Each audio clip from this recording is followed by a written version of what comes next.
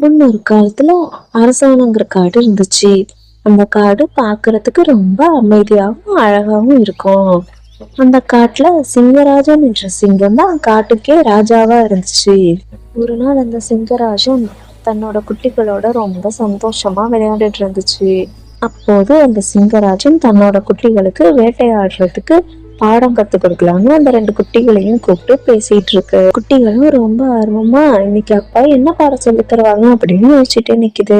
இன்று உங்களுக்கு வேட்டையாடுவதற்கான பாடத்தை கற்றுக் கொடுக்க போகிறேன். அதற்கு கவனமும் அமைதியும் மிக முக்கியம். சரிங்கப்பா, நாங்க கண்டிப்பா கத்துக்கிறோம். இந்த பாடத்தை கத்துக்க நாங்க ரொம்ப ஆர்வமா இருக்கோம். இன்னைக்கு என்ன சொல்லித் தர போறீங்க அப்பா? சீக்கிரம் சொல்லி கொடுங்க அப்பா. குழந்தைகளா, நான் இன்னைக்கு கத்துக் கொடுக்க போறது அமைதிக்கான பாடம். அமைதியா இருந்தாதான் எல்லாத்துலயும் வெற்றி அடைய முடியும். சரி வாங்க, இன்னைக்கான பாடத்தை கத்துக்க போலாம்.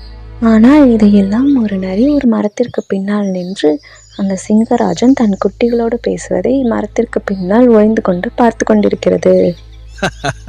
சிங்கராஜா அந்த குட்டிகளுக்கு அப்படி என்னத்தை தான் கத்து கொடுக்க போறானோ? பின்னாடியே போய் பார்ப்போம். அங்க என்னதான் நடக்குதுன்னு அங்க போய் ஒளிஞ்சிருந்து பார்க்க வேண்டியதுதான் என்று சிரித்தபடி அந்த சிங்கராஜனை கேலி செய்து அதனை பின்தொடர்ந்தது. சிங்கராஜன் தன்னோட குட்டிகளை காட்டுல உள்ள அமைதியான இடத்துக்கு அழைத்து சென்று அங்க உள்ள ஒரு பாறை மேலே ஏறி இதுதான் பாடம் சொல்லும் இடம் என்று சொல்கிறது. இங்கதான் நிறைய விலங்குகள் நடமாடும். நாம் அமைதியோடு செயல்பட்டால் தான் வெற்றி அடைய முடியும். அந்த சிங்கத்தை பின்தொடர்ந்து வந்த அந்த நரி ஒரு மரத்துக்கு பின்னால நின்று சிங்கம் சொல்றதெல்லாம் கேட்டு சிங்கத்தை கேலி பண்ணி சிரிச்சுக்கிட்டு இருக்காரு. அமைதி, அது என்ன பாடமா? இதுல ஒரு பாடம்னு இந்த குட்டிகளுக்கு கத்து கொடுக்குது. இதுல காட்டோட ராஜா வேற இந்த சிங்கம். சிங்கத்தின் சக்தி அதன் அமைதியில்தான் உள்ளது அப்படின்னு அந்த சிங்கராஜன் சொல்லிட்டு இருக்கும்போது அந்த சிங்க குட்டிகள்ல ஒரு குட்டி பாடம் கத்துக்க போற சந்தோஷத்துல துள்ளி குதிக்க ஆரம்பிச்சுட்டு, ஐயா, நான் இப்ப ரொம்ப சந்தோஷமா இருக்கேன். நான் சீக்கிரமாவே எல்லாத்தையும் கத்துப்பேன். சீக்கிரம் சொல்லி கொடுங்கப்பா அப்படின்னு அந்த குட்டி சிங்கம் சந்தோஷத்துல கத்திக்கிட்டு இருந்தப்போ அந்த சத்தத்தை கேட்டு பக்கத்துல அந்த மான்கள் எல்லாம் பயத்துல ஓடிடுச்சு. குட்டிகளா, நான் தான் சொன்னேல, வேட்டையாடுவதற்கு அமைதிதான் ரொம்ப முக்கியம் என்று நீ சத்தம் போட்டதால் தான் அந்த மான்கள் கூட்டம் எல்லாம் ஓடிடுச்சு. என்ன மன்னிச்சிருங்கப்பா, நான் தெரியாம பண்ணிட்டேன். இனிமே இந்த தப்ப நான் செய்ய மாட்டேன் அப்படின்னு அந்த சிங்க குட்டி தன்னோட அப்பா கிட்ட தவற உணர்ந்து மன்னிப்பு கேட்டுக்கிட்டு இருக்கும்போது அந்த மரத்துக்கு பின்னால ஒளிஞ்சுக்கிட்டு இருந்த அந்த நரி கால் தடுமாறி கீழே விழுந்துட்டு, அச்சச்சோ அப்பா, அங்க நரி தடுமாறி கீழே விழுந்து விட்டது. நாங்கள் அதற்கு உதவலாமா? ஆனால் அந்த நரி மிகவும் மோசமானது. எல்லாரிடமும் திமிராக நடந்து கொள்ளும் ஒருத்தர் ஆபத்துல இருக்கும்போது அவங்க செஞ்ச எந்த தவறையும் நினைக்க கூடாது. கண்டிப்பா நம்ம அவங்களுக்கு உதவி செய்யணும் அப்படின்னு அந்த சிங்கராஜன் சொன்னதும் அந்த ரெண்டு குட்டிங்களும் அந்த நரிக்கு உதவ போனுச்சுங்க. யாராச்சும் உதவி பண்ணுங்க. நாங்க உனக்கு உதவி பண்றோம். குட்டிகளே, ரொம்ப நன்றி. நான் உங்களை நிறைய கேலி செஞ்சு பேசியிருக்கேன். இந்த காட்டுக்கே நான் தான் ராஜாவா இருக்கணும்னு நினைச்சிட்டு இருந்தேன். என்ன மன்னிச்சிடுங்க. பரவாயில்ல நரியண்ணா, நீங்க இதுக்கு மேலையும் யாரையும் கஷ்டப்படுற மாதிரி பேசாதீங்க, கேலி செய்யாதீங்க அப்படின்னு அந்த சிங்க குட்டிகள் நிறைய பார்த்து சொன்னுச்சுங்க. குட்டிகளா, அந்த நரி கேலி செஞ்சத நீங்க பார்க்காம உதவி செஞ்சதால தான் அது தன்னோட தவற உணர்ந்து இருக்கு. ஆமாப்பா, நீங்க சொல்றது சரிதான். நாம நல்லது நினைச்சு செஞ்சா கண்டிப்பா அது நல்லாதான் நடக்கும். நீங்க சொல்ற மாதிரி அமைதியும் அன்பும் இருந்தா எல்லாத்தையும் ஜெயிச்சிடலாம் அப்படின்னு சிங்கராஜனும் அதோட குட்டிகளும் அமைதியோடையும் அன்போடையும் இருந்தா நல்லதே நடக்கும்னு சொல்லிட்டு பேசிட்டு இருந்துச்சுங்க. பின்பு மாலை நேரம் வந்தது. சிங்கராஜனும் அதன் குட்டிகளும் வீடு திரும்ப தயாராகின. இந்த இரண்டு சிங்கக்குட்டிகளும் அமைதியை பற்றி தெரிந்து கொண்டதையும் நரிக்கு உதவியையும் நினைத்து சிரித்து கொண்டே சந்தோஷமாக தன் அப்பாவுடன் வீடு திரும்பின. ஒரு அழகான காட்டுல குறும்புத்தனமான குட்டு என்ற குட்டி யானை இருந்துச்சு.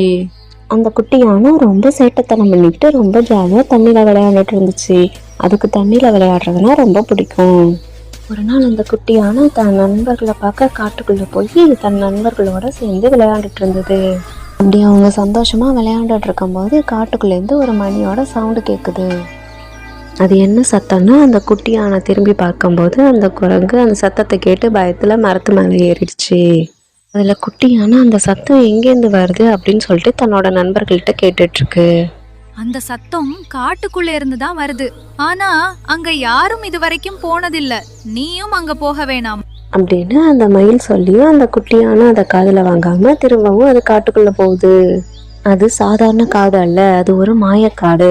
அதனால்தான் அந்த குட்டி யானை எடுத்து வைக்கும் ஒவ்வொரு அடியும் பச்சை, நீலம் என்று கலர் கலராக மாறுகின்றது. அந்த வண்ண நிறங்களை பார்த்து குட்டி யானை சந்தோஷத்தில் நடந்து செல்லும் போது மேலே நிறைய பட்டாம்பூச்சிகள் பறக்கின்றன. அந்த குட்டி யானைக்கும் பட்டாம்பூச்சி போல் ரெக்கைகள் இருப்பதாக உணர்ந்து சந்தோஷத்தில் வேகமாக துள்ளி குதித்து செல்கிறது. காட்டுக்குள்ள போக போக இன்னும் என்னென்ன அதிசயங்கள் இருக்குமோ என்று நினைச்சுக்கிட்டே அந்த குட்டி யானை போய்கிட்டு இருக்கு. இந்த காட்டை நெருங்க நெருங்க அந்த மணியோட சத்தம் வேகமா கேட்குது.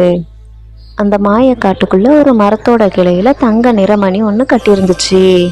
ஒரு வழியா அந்த குட்டியான அந்த மணியை கண்டுபிடிச்சு காட்டுக்குள்ள வந்துட்டு அந்த குட்டியான தன்னோட தும்பிக்கையால அந்த தங்க மணியை தொட்டனும் அதோட வர தங்க ஒளி காது முழுக்க பரவணுச்சு. அந்த மணியோட வெளிச்சத்திலேருந்து ஒரு குட்டி பறவை வெளியில வந்துச்சு. நீதான் தைரியம் கொண்ட குட்டியான இந்த மாயமணியை கண்டுபிடிச்சது நீதான். அதனால் உன் தைரியத்தை பாராட்டி உனக்கு ஒரு பரிசு தரப்போகிறேன் அப்படின்னு சொல்லி அந்த பறவை குட்டி யானைக்கு தன்னோட மணியை பரிசா கொடுத்துச்சு. குட்டியான அந்த மணியை வாங்கும்போது அந்த மணியோட ஒளி மேஜிக் மாதிரி அந்த யானோடைய தும்பிக்கையில போய் ஒரு புதுவிதமான சக்தியை கொடுத்துச்சு.